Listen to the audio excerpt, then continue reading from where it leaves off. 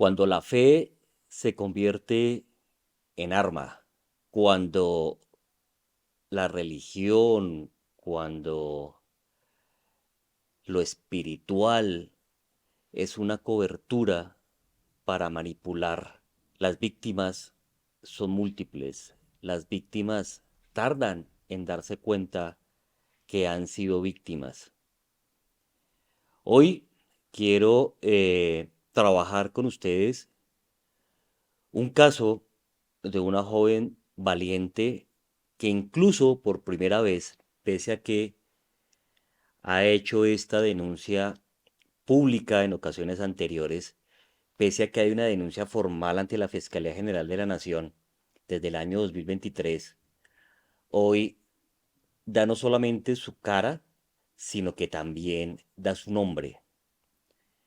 Porque así como nos lo enseñaron en el caso Pelicot, que fue mundialmente muy conocido, pues la vergüenza debe cambiar de bando.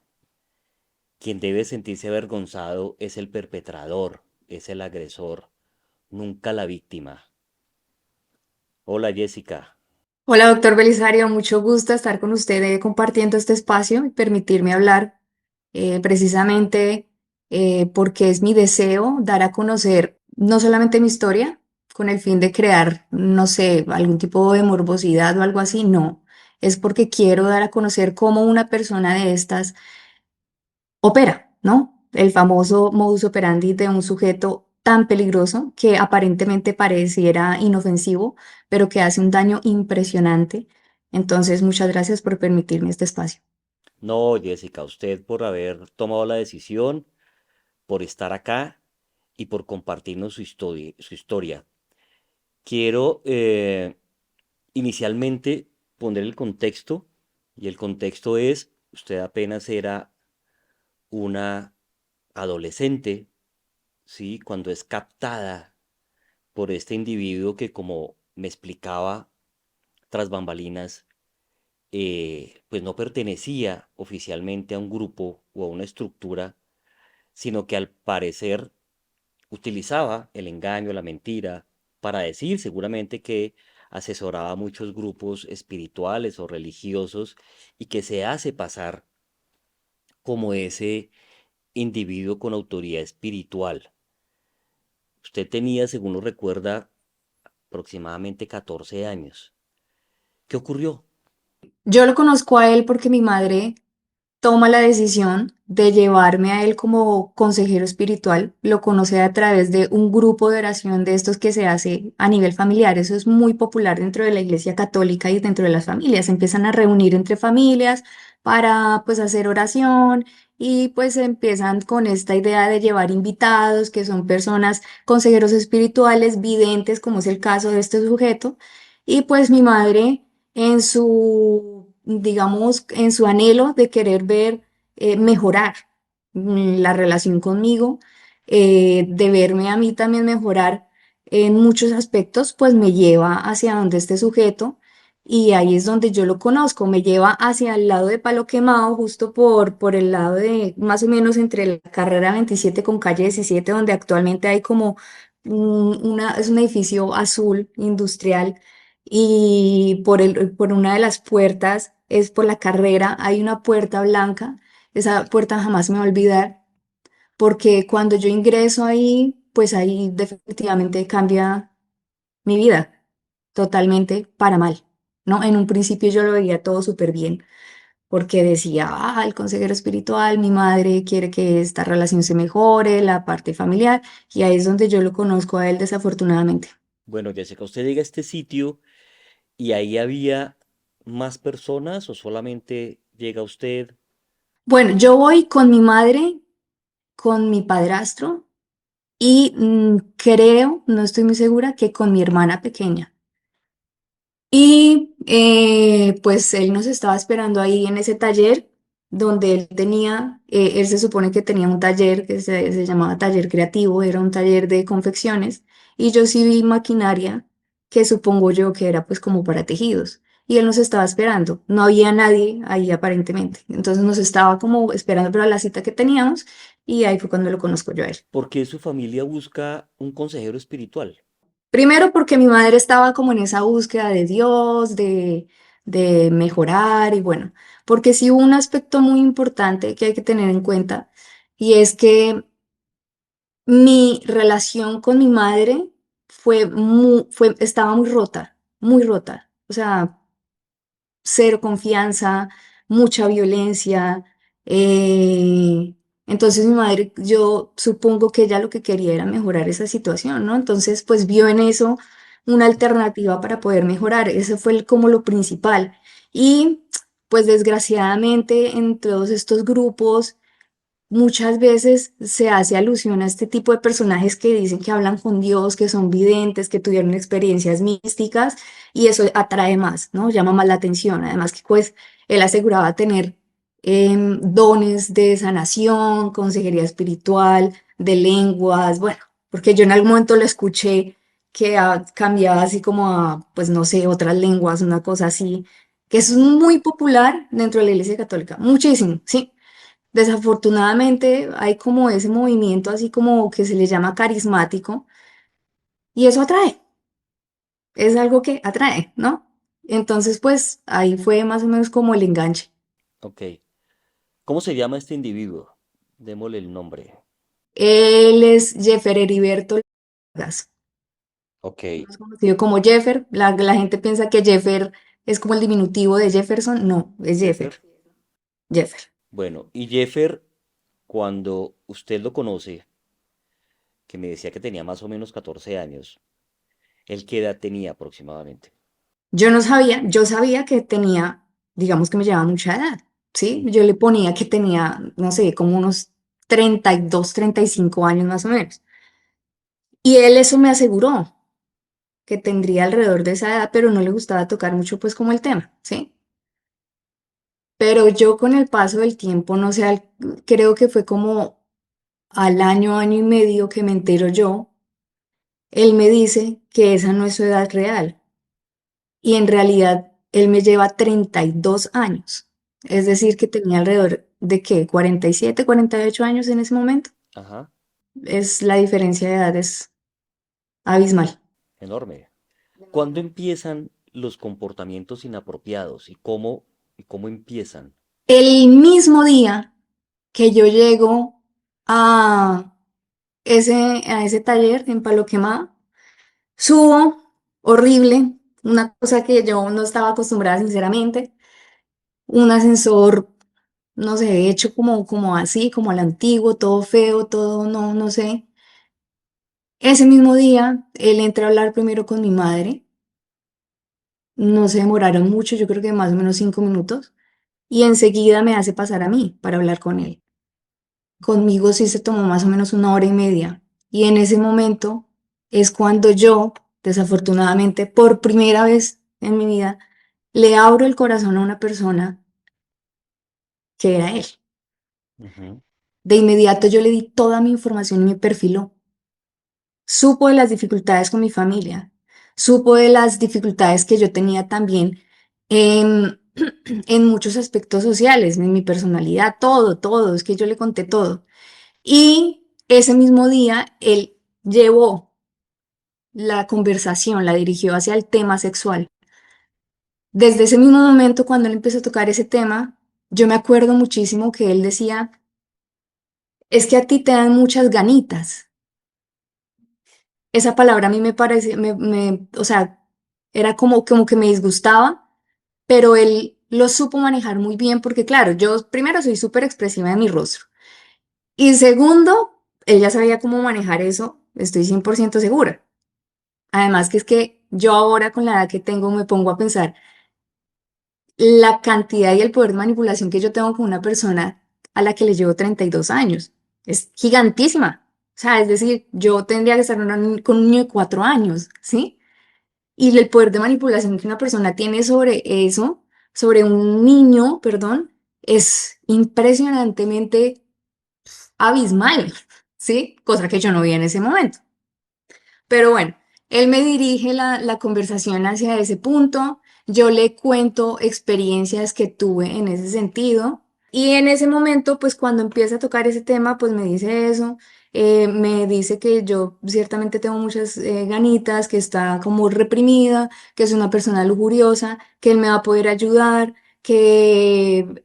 mira, típico, y eso lo quiero decir, porque estoy segura que si lo digo, las personas se van a caer en cuenta y no estoy mintiendo, que ni las conozco, pero él siempre dice que uno está contaminado o los sitios a donde uno va está contaminado y que él recibe toda esa contaminación, la repara, la purifica, ¿sí? Como que le absorbe a uno esa purificación, entonces lo salva, lo sana, lo purifica a uno y él se queda con todo eso y eso le genera dolores de cabeza.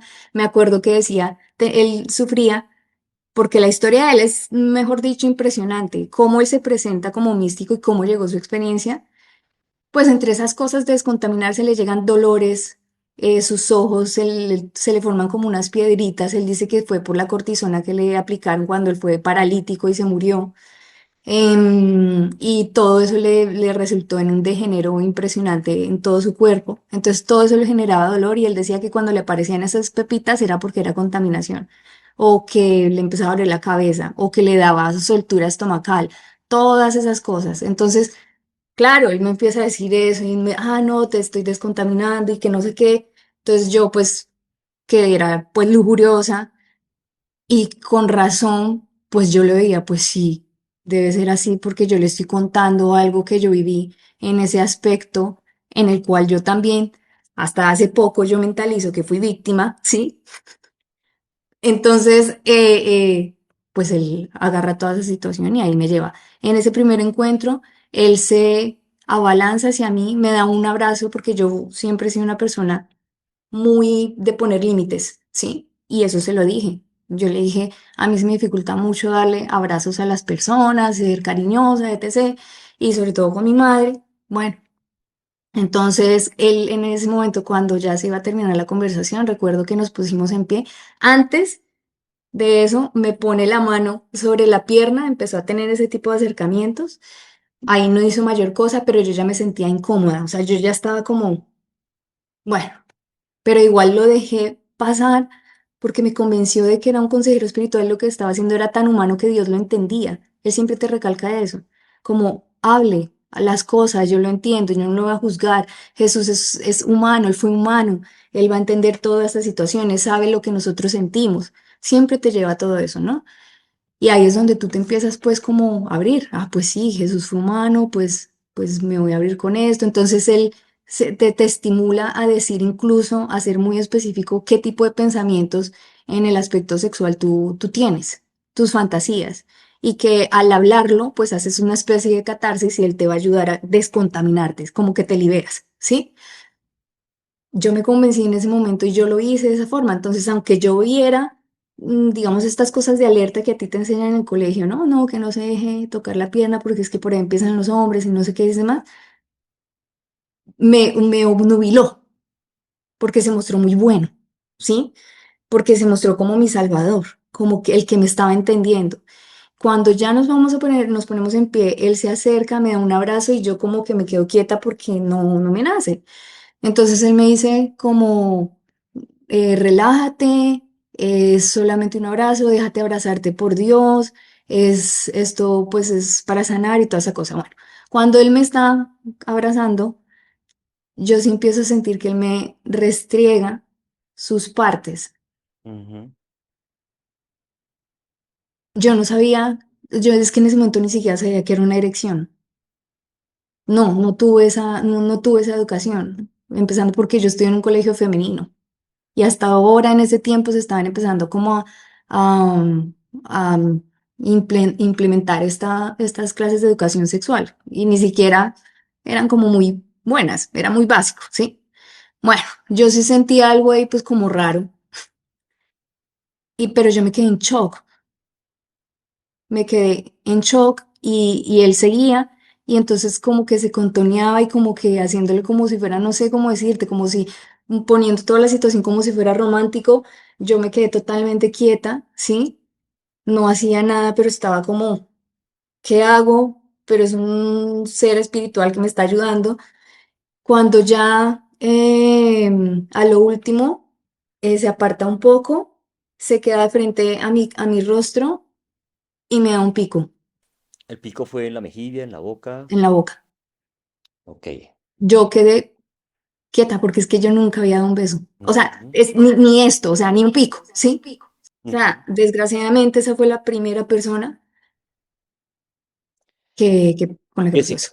conozco, he trabajado y también por lo que la ciencia dice en relación con el perfil de este tipo de agresores sexuales que hacen ese grooming espiritual, que tienen esa autoridad carismática, que utilizan incluso la manipulación moral, porque tal vez en algún momento quiso decirle a usted a través de ese argumento de poder religioso que esto era un secreto, que no tenía que comentarlo con nadie, ¿sí? Van escalando. Entonces comienza unos tocamientos, comienzan besos, esa escalada llega al acceso y a veces a más. ¿Cómo fue esa escalada? ¿Cómo fue ese proceso? Después de ese día, cuando yo salgo, yo pues definitivamente yo, mira, yo tengo que ser muy honesta. Ese día, cuando antes de incluso yo llegar, yo sabía que iba a cambiar mi vida para mucho, pero no sabía si era para bien o para mal, ¿sí? Pero tenía una certeza tan gigante, pero claro, en un principio yo lo veía como, wow, encontré una persona que me va a ayudar. Y además tiene dones.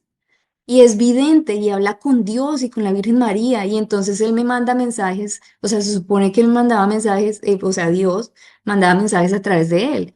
Y él tiene digamos, como esa actividad que le manda mensajes a las personas. Jessica, ¿él te hacía sentir especial? Quiero decir, te decía algo como que solamente esa conexión entre Dios y él era contigo y que con nadie más la podía hacer.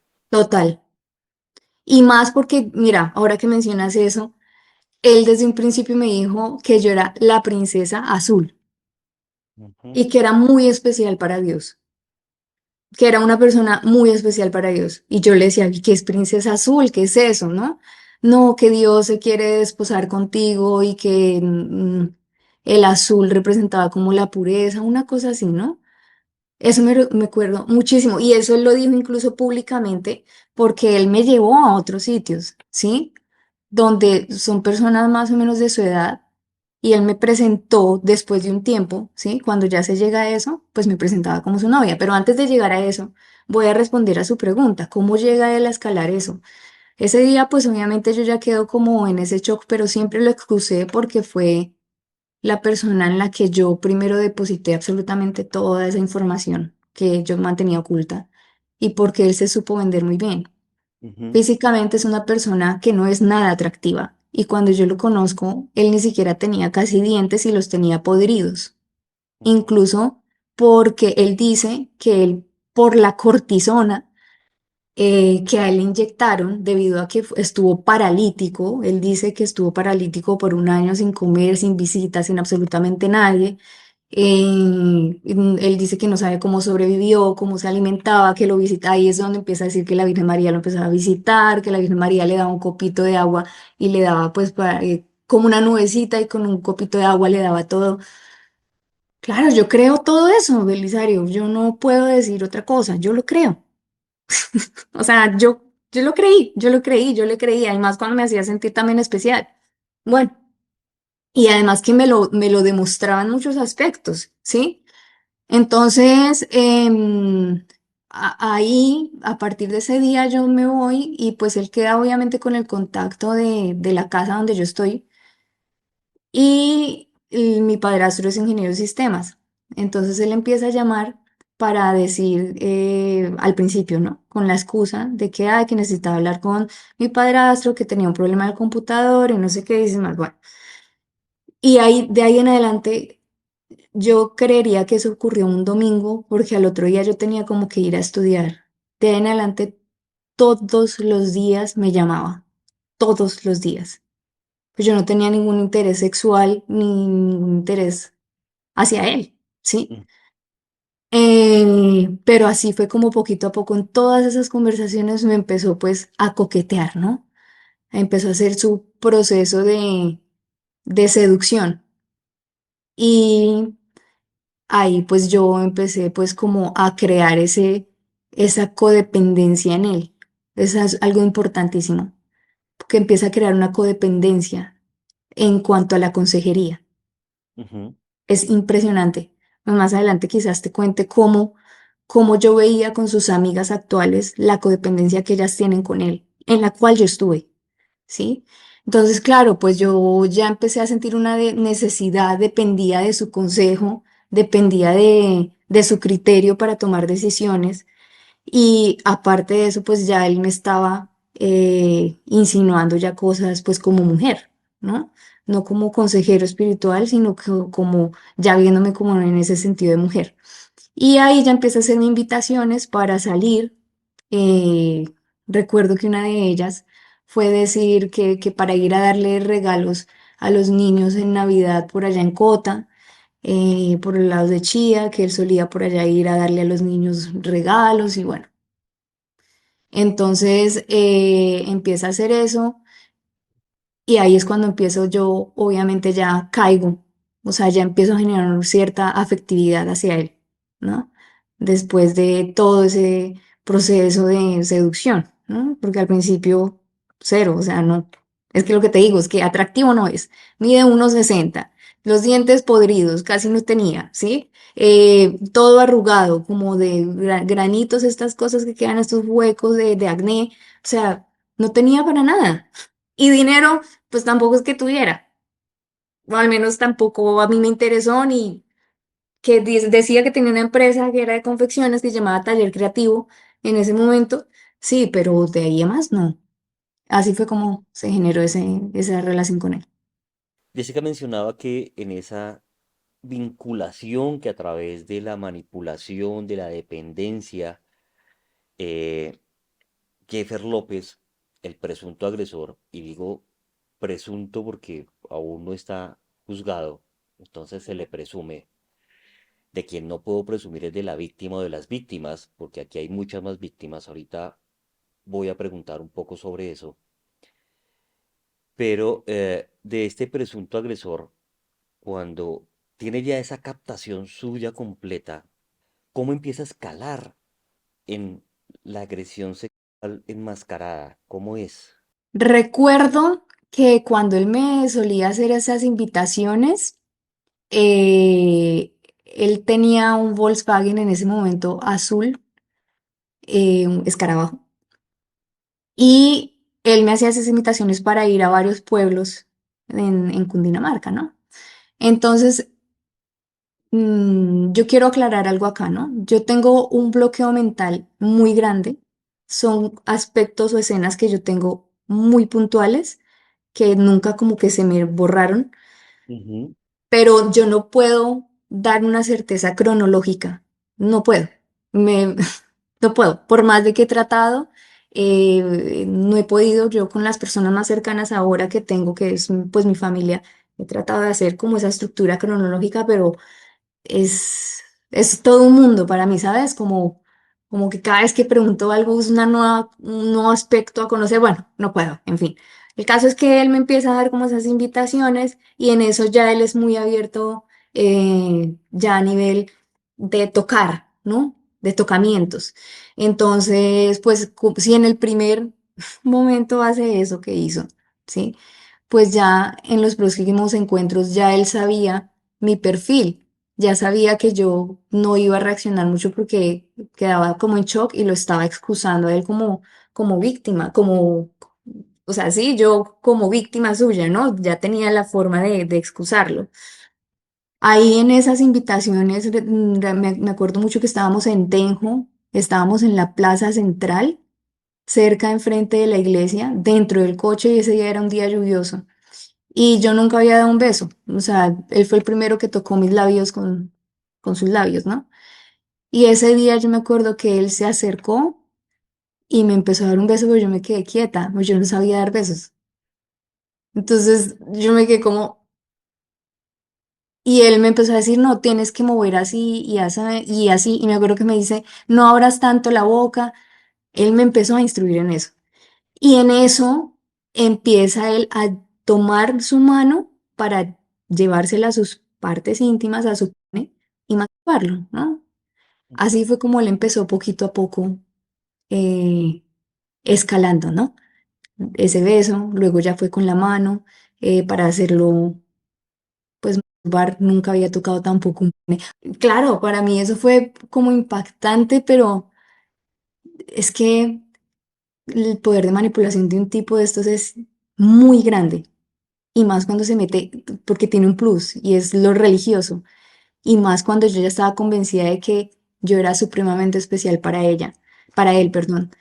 Y, y obviamente porque él siempre me marcaba mucho eso de que yo era especial para Dios, era un alma muy especial, que tenía dones, y así también empieza a involucrar a las amigas. Yo alcancé a ver algo, lo poco, porque yo nunca me inmiscuí en su círculo social, muy poco, y siempre es como a conducirte a que tú también tienes dones, porque los dones que él tiene se le van pegando a las personas que le rodean.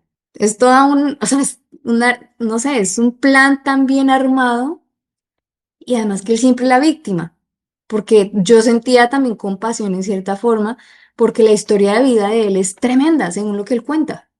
O sea, él a mí me contó toda su vida prácticamente, según, o sea, yo no puedo asegurar eso porque no le creo. Ujú, Tengo mucha certeza de que él también tiene algo de mitómano impresionante, o sea, porque hasta lo cuenta tan convencido de la mentira que yo no sé si él se convence de que es verdad. Sí, no sé. Bueno. Y claro, pues con toda esa victimización de que él se tuvo que ir de la casa cuando pequeño porque su conflicto con su padre era terrible, con sus hermanas también, porque las hermanas le hacían bullying, los hermanos también, él era el del medio, él siempre fue el que sufrió. Me acuerdo de un cuento que tuvo con un perrito, me cuenta de una primera experiencia que tuvo con una familiar de unas novias que sus hermanos llevaban a su casa.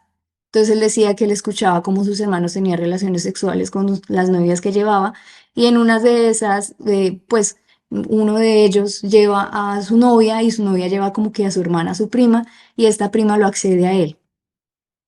Entonces él cuenta que para él fue súper traumático y que debido a esa experiencia él nunca fue, digamos, como que le gustara el sexo, ¿sí? Sino que siempre se autodominó que era muy tonto en ese sentido. Y siempre fue, yo he estado en mi vida solamente con 5 personas, yo he sido muy sano, sí, sí, o sea, una cosa impresionante.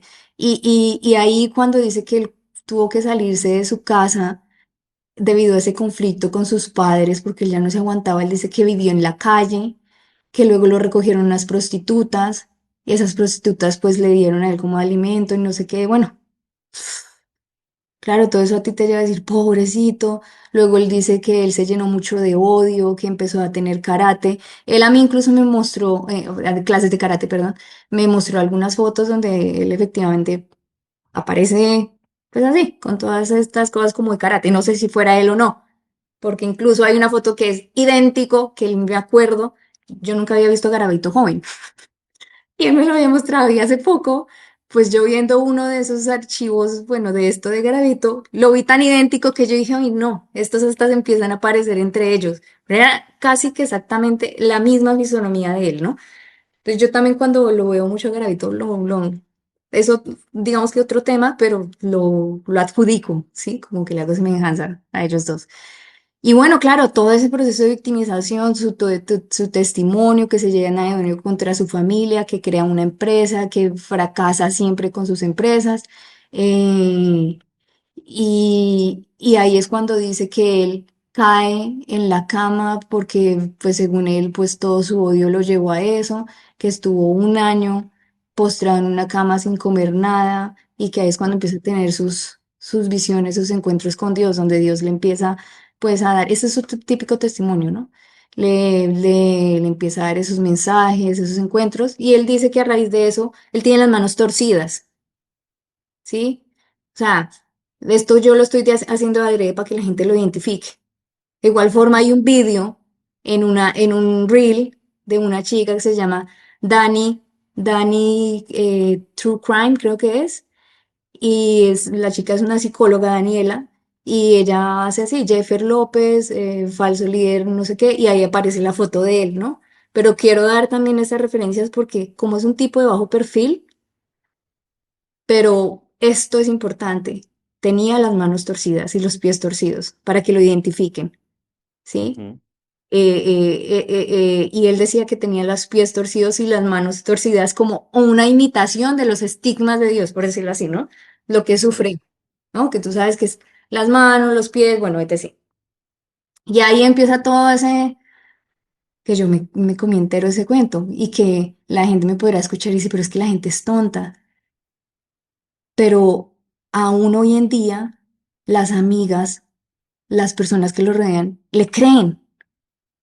Y yo entiendo porque yo estuve ahí. No las excuso en muchos sentidos, ¿sí? Pero entiendo por qué siguen ahí y cómo le creen. Jessica, ¿sabes, tienes conocimiento si las amigas de él, la gente de su círculo, eh, también han sido víctimas de Jeffer López? Ujú. Sí. De suyo es que yo me entero de las víctimas por medio de una amiga de él. Ok. ¿Cuántas víctimas aproximadamente llegas a identificar con ese modus operandi similar? Alrededor de 2, 3, 4, 5, 6, 7 víctimas, más o menos. Creo que es la cuenta, más o menos. Es lo que logro identificar, hablando tan solo como con unas 10 personas. Ujú. Solamente con 10 personas. Imagina, o sea, es que yo no me puedo imaginar donde yo llegue, no sé, a hablar con mucha más gente, me desplace hasta Barranquilla, hasta Medellín, hasta Tocancipá, qué puertas. Yo no me imagino cuántas víctimas más allá. Yo no sé. ¿Cuántas víctimas, Jessica, han denunciado, así como tú lo hiciste, ante la autoridad competente lo que les ha ocurrido, lo que les ocurrió? Hasta donde yo conozco, porque yo me desentendí mucho del tema, hay dos, ¿sí? Hubo dos hasta hace 2 años, más o menos, que fue donde cuando yo la puse, y un testimonio adicional dentro de mi proceso. Personas que no nos conocíamos entre sí. O sea, no, nunca nos hablábamos, no. O sea, no, no, ¿Y el proceso de la denuncia cómo va? ¿Qué ha hecho la Fiscalía General de la Nación? Es decir, ¿ya ha habido una imputación, alguna acusación? nada. ¿Hay arraigo de este individuo? Tengo entendido que, según lo que leí en la denuncia, vivía en Zipacón o estaba situado en Zipacón, En el ocaso, que es por Cachipay, en la Cachipay. vereda del ocaso por Cachipay, sí, eso es cerca de Zipacón, Anolaima. En Anolaima yo creo que debe haber muchas más víctimas también ahí porque él yo me entero, yo no sabía de eso, de que él lo tenían conocido como vidente de Anolaima, con el Ujú, padre Isaac Ramírez, Isaac Ramírez. ujú, Isaac Ramírez, él estuvo en la cárcel, él estuvo preso, es una noticia que hizo mucho boom a nivel nacional en Colombia, porque este sacerdote fue condenado por presunto abuso sexual hacia menores de edad, ¿sí? No sé cuántos años estuvo, pero luego finalmente lo dieron en libertad porque entiendo yo que dijeron que él, pues, la víctima había dicho que era mentira. No sé, no entraba a indagar, de todas formas está el registro. Y ahí en Anolaima, este sacerdote funda, así como una organización, es bien conocido. Ahí va la gente, pues hace sus retiros espirituales y él conoce mucho a Jeffer porque yo vi cómo eran de íntimos, ¿sí? ah, eh, Jeffer me presenta a mí al padre Isaac Ramírez. Y asimismo el círculo social de él, las amigas de él conocen también al padre Isaac Ramírez. Y pues ciertamente el padre Isaac Ramírez mostraba mucho afecto hacia él, mucho, mucho, mucho. O sea, era como que llegaba prácticamente a su casa un amigo. Y ahí me entero por medio de un miembro de la Sociedad Amor Mariano que es un movimiento supremamente importante en Colombia. O sea, ujú, tenemos políticos, hay ujú, periodistas, hay actores de televisión, hay gente, influencers, o sea, una cantidad de gente metida en lazos de amor mariano. Y pues ujú, para nadie, para la gente que esté cerca, pues sabe que hay como un movimiento paralelo ya a nivel político que se llama Unión Familia, que ujú, surgió de estos mismos miembros, que muy astutamente ellos han dicho que son dos cosas distintas y que cada quien tiene la libertad de tener su participación política y que como católicos pues también tenemos ese derecho a tener, digamos que, un parte político, pero ellos sacan eso tras las denuncias que yo hago, ¿no?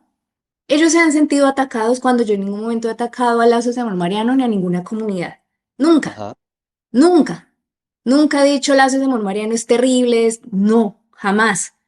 Lo que yo he dicho y expuesto muy claramente, y quiero que por favor la gente tenga un poquito también como de comprensión y contexto de lo que uno dice, lo que yo muy claramente dije, familia de este sujeto, familiares, hija, la exmujer de este sujeto y otros tantos, y sus amigos, son miembros de Lazos de Amor Mariano, miembros, ¿sí? Tienen camiseta de Lazos de Amor Mariano. Y aparte de eso, sí adjudico una irresponsabilidad por parte no solamente de Lazos de Amor Mariano, sino principalmente de Digma y de todos estos movimientos, y eso fue un llamado y yo lo hablé directamente con Monseñor Ali, que él habló. Ustedes pueden ir también, chequear en la revista Semana. Yo hablé directamente con Monseñor Ali, que es nada más ni nada menos que uno de los obispos auxiliares de la Arquidiócesis de Bogotá. Y Sí. yo hablé con él, mira, yo he sido, o sea, realmente es que yo he sido como muy directa. Y la gente, a ti como víctima, eso yo se lo decía también a, pues a tu compañera, le decía eso, a uno de víctima la gente le exige muchísimo. O sea, en este momento yo creo que más de uno, si yo no lloro en esta entrevista, dice, no, pero eso es mentira porque no está llorando. O sea, ¿por qué? Y entonces si hablo yo de una forma tan segura, ay, pero es que esa muchacha es muy educada como para haber caído en eso. Y si lloras, ¿sí? Y estás en tu, en tu momento traumático, porque yo lo pasé, o sea, para mí no ha sido fácil. Para mí no ha sido nada fácil cuando yo caigo en cuenta de todo esto. O sea, para mí hoy en día es difícil reconocerme como víctima. O sea, decir yo soy víctima, esa palabra a mí me vibra por dentro, no sé cómo decirlo. ¿Sí? Jessica, escúchame que te interrumpa, Sí. retroalimentar un poco lo que estás diciendo porque sí es muy importante que la gente lo comprenda precisamente para evitar que sean víctimas.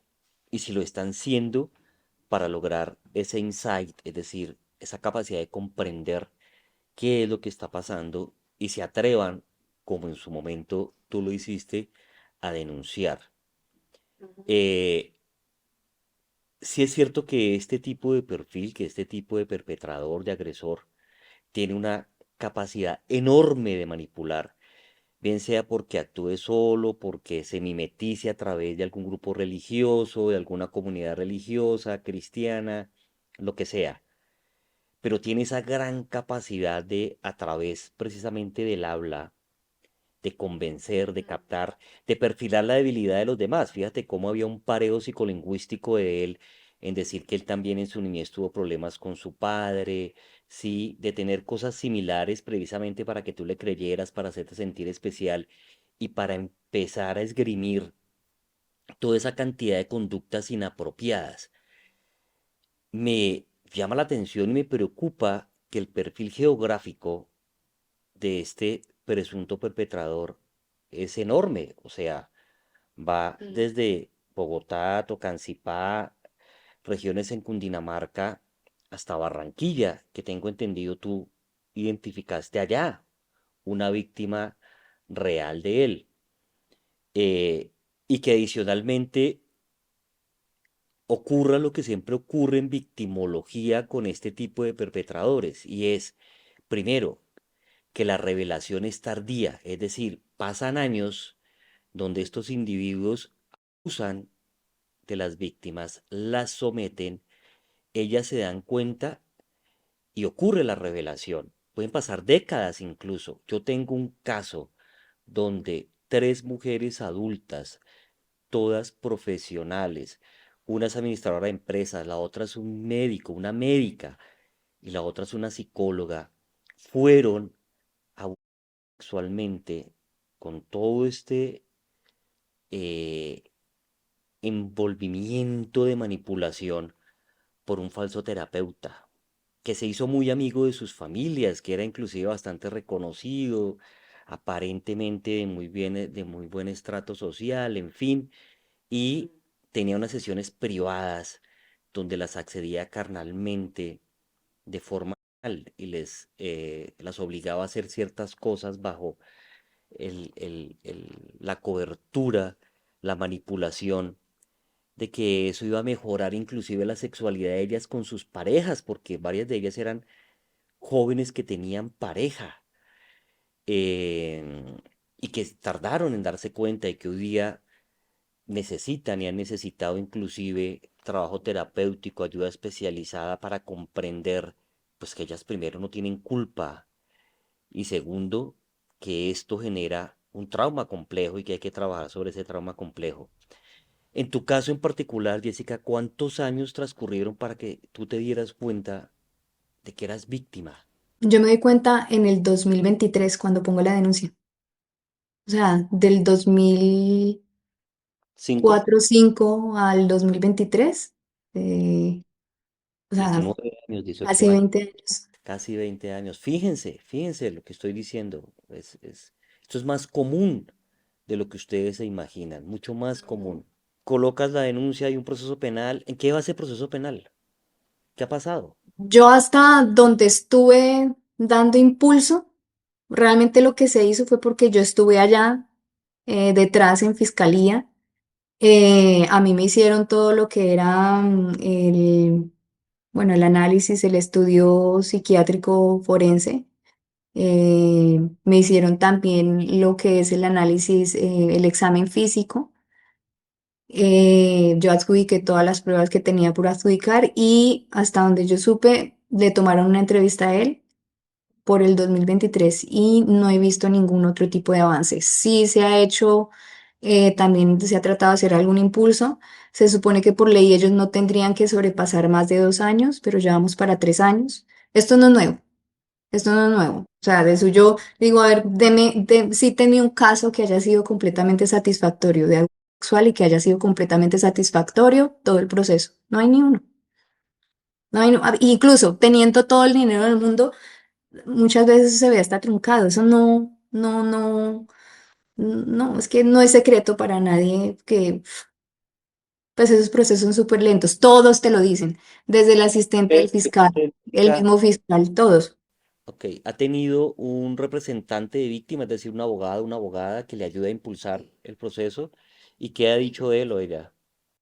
Bueno, lo último que fue hace como un mes me dijo que tocaba esperar 3 años, que ya se cumplen ahorita en marzo, para hacer como una especie de proceso pidiendo y reclamando que se haga ya un avance, que se dé, ¿cómo es? O sea, para que se pueda llegar a la imputación de cargo, que se decida, ¿sí? Un impulso procesal para que haya imputación. Exactamente, para que digan si sigue o no adelante o si lo van a archivar o qué pasa con este caso, ¿sí?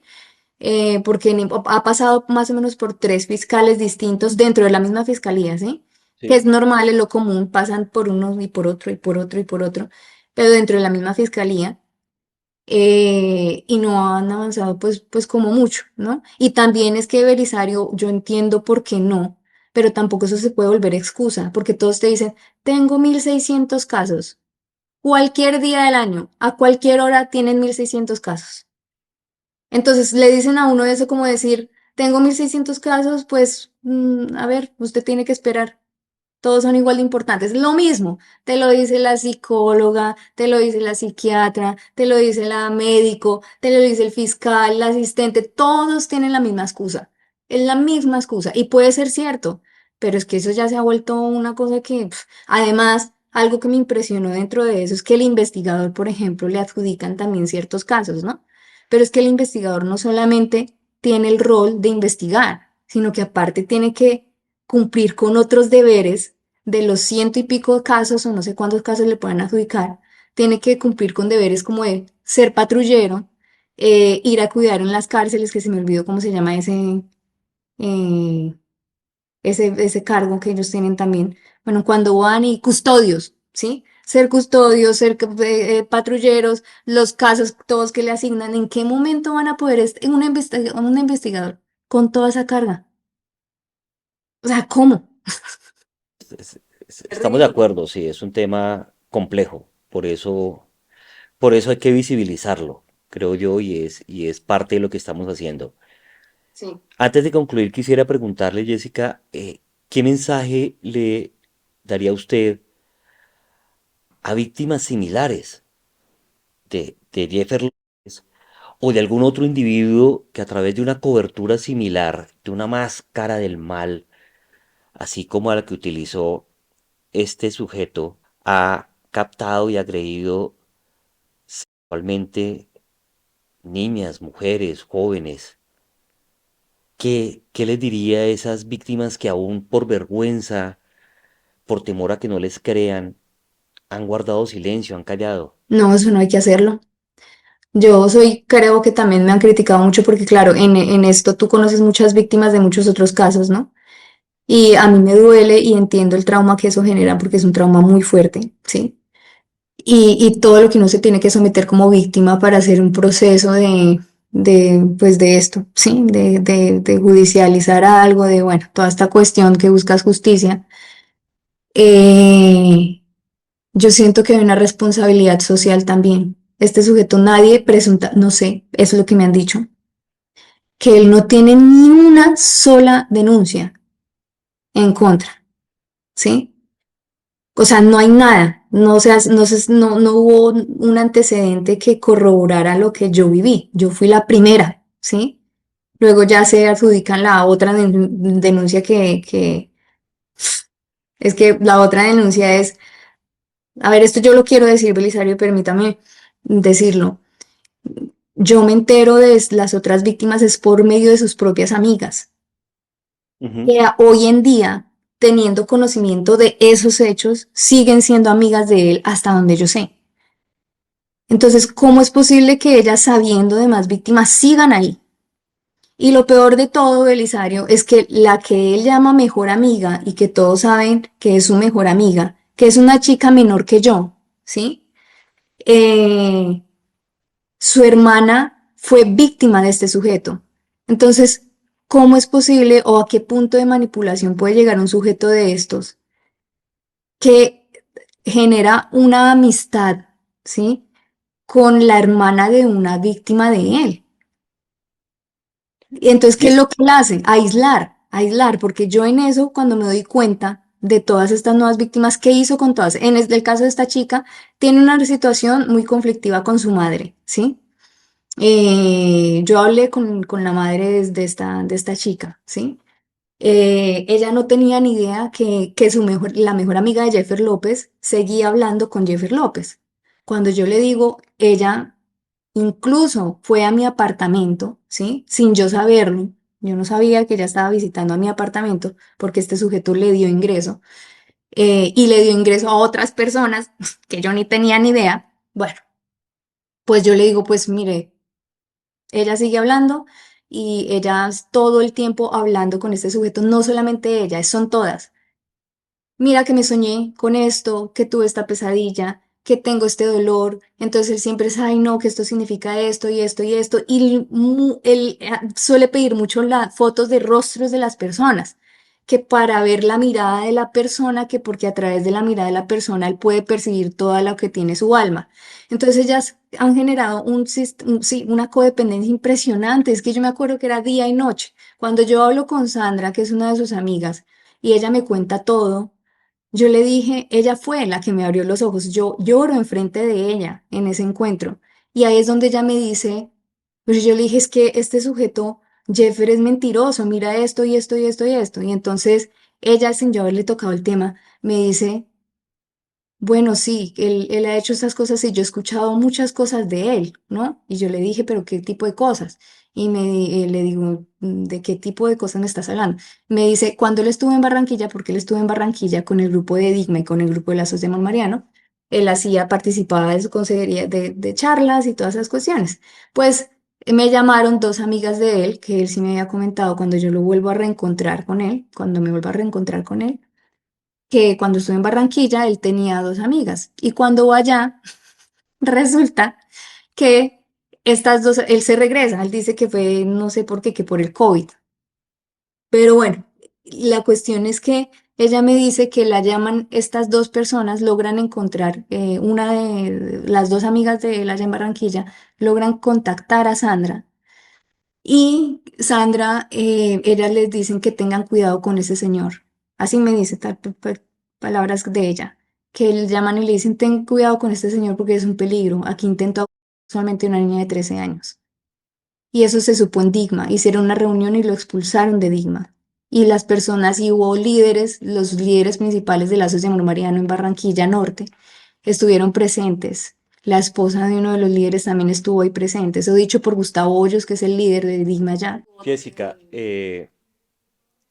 yo puedo entender eso que tú mencionas y de que de pronto te parece inexplicable, de que algunas de las víctimas que tal vez hoy día continúan siendo víctimas no denuncien o parezcan inclusive protegerlo. La psicología ha hablado de algo que llamó síndrome de acomodación al abuso, que tiene dentro de varios componentes muchas distorsiones cognitivas precisamente de la misma víctima hacia su agresor, donde hay ambivalencias entre el amor y el odio, por ejemplo. Pero la víctima en el fondo sabe que eso no es correcto, sabe que está siendo usada, en fin. Y en su momento, si se logra ese insight que tú lograste, estoy seguro que pueden denunciar. Y creo que esa es básicamente la invitación de todo esto que tú nos has compartido hoy. Jessica, mil gracias por haber mostrado la cara, tu nombre y haber puesto en conocimiento esta situación tan perturbadora. Muchas gracias por el espacio y pues realmente es que es una historia tan larga que se queda un montón por fuera, porque, pero espero que con esto se logre hacer un poquito de la perfilación de este tipo, ¿no? Como de Claro que cómo sí. actúa este tipo de sujetos. Y esperemos que ojalá la justicia nos dé alguna buena noticia en relación con lo que debe hacer y eso nos permita incluso realizar otro programa, no solamente contigo, sino seguramente con alguna otra de las víctimas que quiera también dar su testimonio respecto a este individuo. Así, Esperemos que sí, porque es que son niñas también de 8 9 10 años en adelante, ¿no? O sea, bastantes. así es. Mil gracias.